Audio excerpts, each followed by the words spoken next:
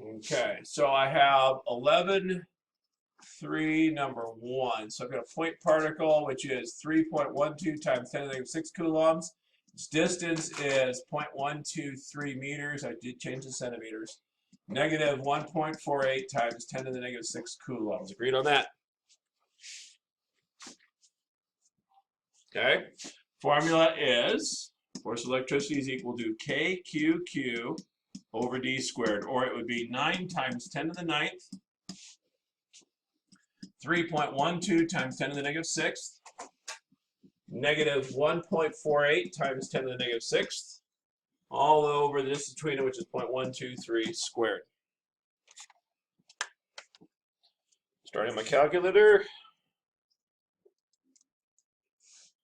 Negative 6 times negative 1.48 exponent negative 6 divided by 0.123 squared, and I get negative 2.75. Does anybody else get that? Newtons? Okay. Yeah. All right. So some thoughts. As I look at this thing, this is the magnitude of the force, which is substantial, considering how small these coulombs are, right? The other thing that's interesting is this minus sign. What's a minus sign tell me usually for force? Okay, so negative in this case is going to be attractive, right? Because if the signs are different, we know that things are attracted to each other. If the signs are the same, they're going to be repelled, right? So in the case of electrical forces, a negative value means they're attracted to each other. It doesn't give you a left-right direction. And you're going to be forced throughout this chapter and the next chapter, to figure out what direction things actually go in. Okay? Negative means attractive, but does not necessarily mean it goes to the left. Fair enough?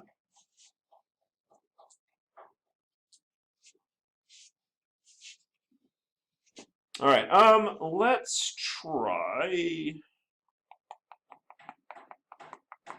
Let's try number 5.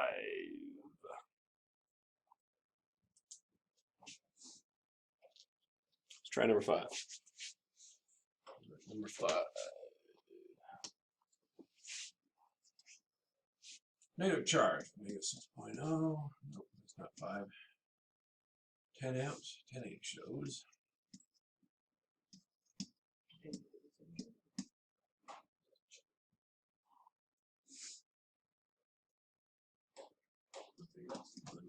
Three, 21.3 times 10 to the negative 6th. This is 1.52 meters. What? How do you get times 10 to the negative 6? These are micro. This sign right here means micro. It's the same one we use for friction. It's the third M in our bag of tricks. We have milli, mega, and then we needed a third one for micro, and so we used the Greek here. To the negative 6 or just to the 6? It's time to the negative 6. Sorry, my bad.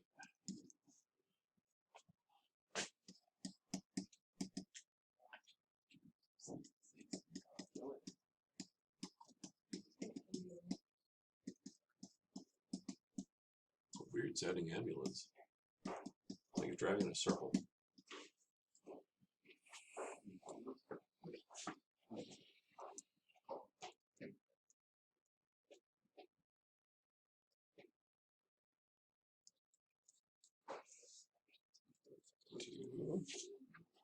I got 1.52. I got 1.77. Is that right?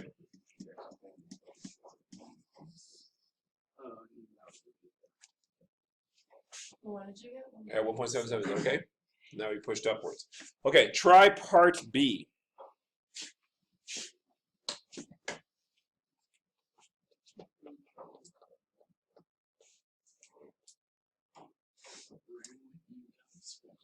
So I've got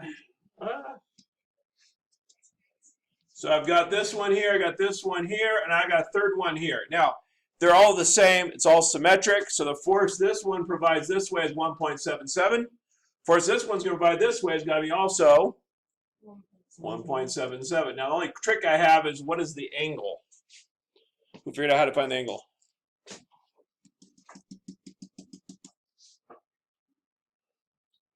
You got it? What do you got? How do you get 60 degrees? The equilateral triangle here, here, and here, right? And these are vertices, so they have to be the same angle on the opposite side. So once I have that, I can go ahead and break. I would assume we're going to leave this one alone and break this into pieces. Agreed? So then I'm going to go, what's this piece here? What's that piece there? Okay. Now that I'm on this side, though, I'm at 30 degrees, right? So this is going to be cosine 30. So this is going to be 1.77 cosine of 30. Cosine of 30. I'm going to double check to see if I'm in radians because I think I am. No, I'm in degrees. Interesting. Oh, that makes sense. 1.533. The opposite side would be 1.77 divided by 2, or sine of. And I get 0.885. Right? Kara's okay? Mm-hmm. Okay. So then the rest of it would simply be, we would go, the first one is 0 and 1.77. The second one is negative 1.533, 0.885. Right? Add them up.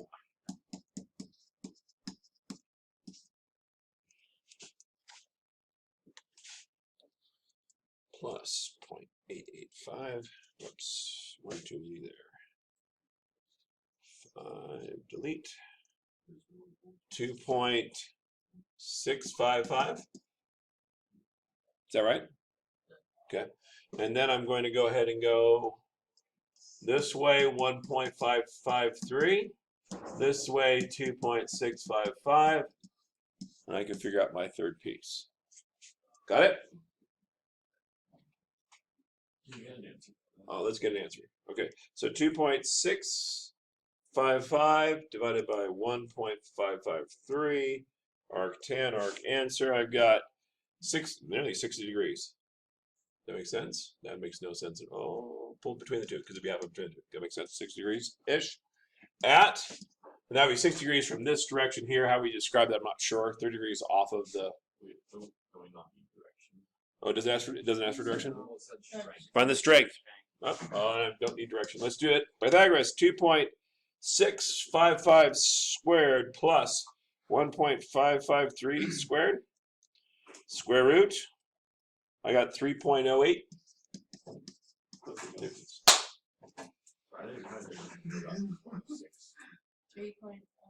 Yeah, I got the 3.06. 3.06. I did it like. What'd you do? So I made the top part like I knew that was going to be the same equilateral triangle. Right. But I made that into 2 right triangles. Okay, so you used 2 30s. So what you did is you rotated it, and so you see what you did. So you looked at it like this, and you said, "All right, I've got a force this way, force that way. They're both going to be 30 degrees off the beam, right?" So you did the opposite sides. So that should be 1 point. It should be 1 point. Wait, what? That doesn't feel right at all. What just happened here? Oh no, those cancel out. It would be these pieces we care about, right? Those 2 pieces we have. I did So 1.77. 1.77 cosine of 30 times 2, right? Yeah, I'm getting 3.07 that way. That's close enough.